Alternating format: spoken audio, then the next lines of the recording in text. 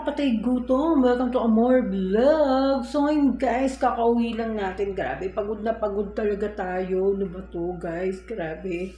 Tapos nga kanina nga guys, kumain kami sa mesa. Ito sa restaurant ata nila, ano yun guys, nila, Dingdong Dantes, kung di ako nagkakamali guys. Guys, alam nyo, ang sarap nung kinain namin, yung sinigang, tsaka yung crispy pata guys. Sobrang sarap. Bili mo, ang dami ng serving guys, talaga ang sarap. Kaysa dun guys, kumain kami dun sa isang araw sa Max. Grabe, same rin yung bills namin, ganung katindi rin. Pero hindi kami nabusog guys. Dahil ang konti nga. Tapos yun nga nabili ako sa SM guys. So ito pa lang yung mga stock natin guys. Diyos ko, nakabili lang ako ng manok. Tapos yung longganisa. Tapos yung tapa guys. Ayun lang yung napamili ko. Tapos bumili rin ako nung guys, ito nga yung mga biskwit natin. Yan guys, yung mga biskwit. Yan. So, parang nga kasi guys, pag nagutom tayo, wala na naman kasi tayong makain guys. Kasi wala nga tayong time. So bumili ako ng mantika guys. Yan yung mantika.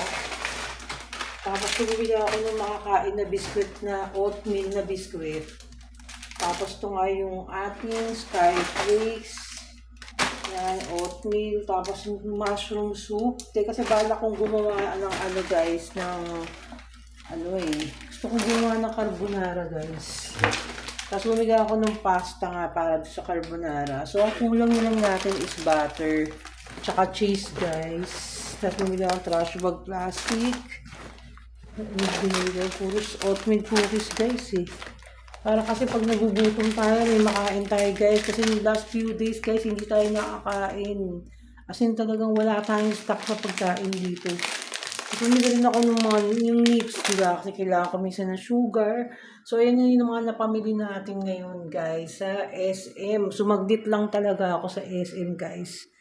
Kasi nga as in wala talaga kaming stock. Sobrang pagod na pagod kami sa biyahe. So, yun lang yung pinaka namin, guys. So, napakasarap talaga, guys, nung kinain namin sa mesa. Yun, tsaka napakamura. Mukhang masasarap talaga lahat ng mga pagkain doon.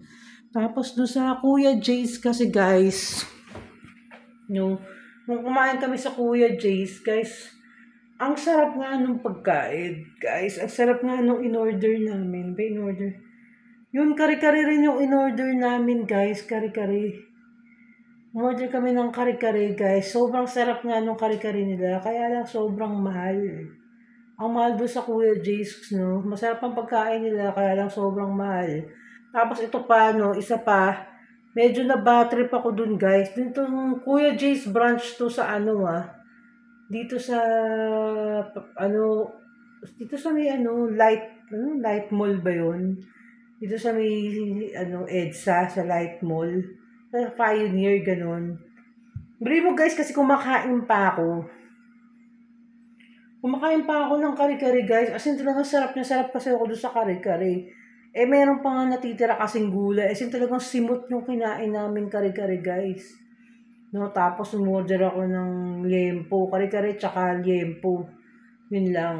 Tapos inabot yung bill namin siguro ng 1.3. Pero sulit siguro, sulit naman, no? Pero lang, konti talaga ng serving ng kare-kare. Yung kare-kare siguro, alam mo, magkano yung kare-kare order namin? Siguro mga 700 yun. Di ako nagkakamali mga gano'n. Kasi 1.3 yung namin. Tapos, mga gano'n siguro. 600, gano'n yung kare-kare presyo nila. As in, napakasarap. Kaya lang sobrang mahal sa gano'ng price. Ang konti-konti nung kare-kare. Simot na simot nga guys eh. Tapos ngayon, di ba, bala ko nga simutin yung gulay, gano'n. Tapos biglang lumapit yung waiter guys, Diyos ko. Biglang lumapit yung waiter. Biglang sabi, pwede ko nung bang kunin yung lagayan po ng kare-kare? Nagulat ako, bakit gusto niya kagad kunin yung bowl, no? Yung bowl nilagay na kare-kare. Ugasan na daw kasi nila. Sabi ko, ba't ganun? Hindi pa ako tapos kumain, tapos gusto na nilang hugasan. Yung lalagyan, parang nakakabastos, di ba? Kasi kumakain ka, pas biglang lalapit yung waiter na ganun. Dapat antayin nilang matapos yung customer nilang kumain.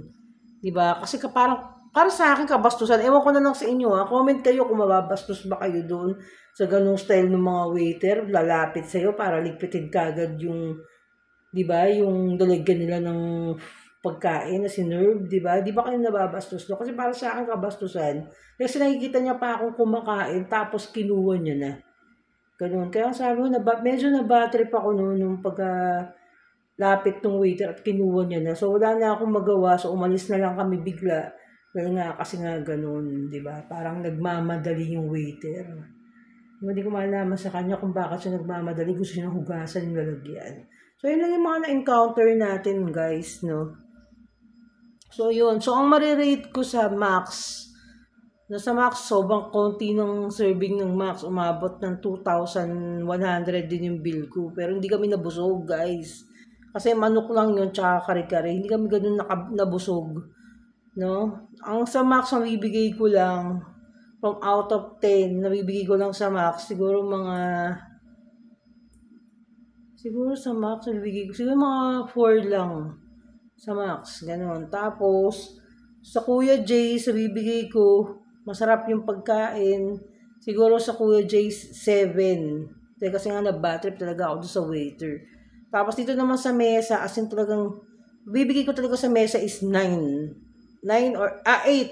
8. Kasi kaya lang, yun, siguro mga 30 minutes na akong nasa lab. Kasi iniwanan ko nga si Ed doon sa si Mahal, iniwanan ko sa mesa. Pero 30 minutes kaming nag-antay doon sa pagkain. Kasi nga, syempre, niluto pa yung crispy pata. Pero, kasi medyo natagalan ako. Medyo lang naman. O sakto lang yung dating ko. Kasi gutom na yung kasama ko, guys. Gutom na, gusto niya nang humigop na sinigang. Kasi nga masama nga yung pakiramdam niya. So, yun nga sinigang yung kinain niya. Gusto niya yung sabaw, ganun. So, medyo natagalan. Pag-akyat ko, expected ko nga kumakain na siya, pero wala pa rin talaga. Wala pa rin yung order. So, ang ibigay ko lang sa rate sa sa mesa is 8. Yun, 8 lang. So, yun yung mga rate na nabinigay natin doon sa mga paborito nating mga restaurant na nakainan, no? So, thank you ako dahil kasi nakakainan ko na yung mga restaurant na gusto ko. No, so, marami pa akong listing ng mga restaurant na gusto kong kainan. Meron ako mga, katulad yung, yun nga yung buffet sa, yun nga Shangri-La. Sa Shangri-La dito sa BGC, buffet doon. Yun, kaya lang, tataba tayo guys, no? Tataba tayo pag ganun ng ganun. So, yun lang ang sasabi ko, guys. Okay, so nakwento ko lang sa inyo yung mga kaganapan kanina.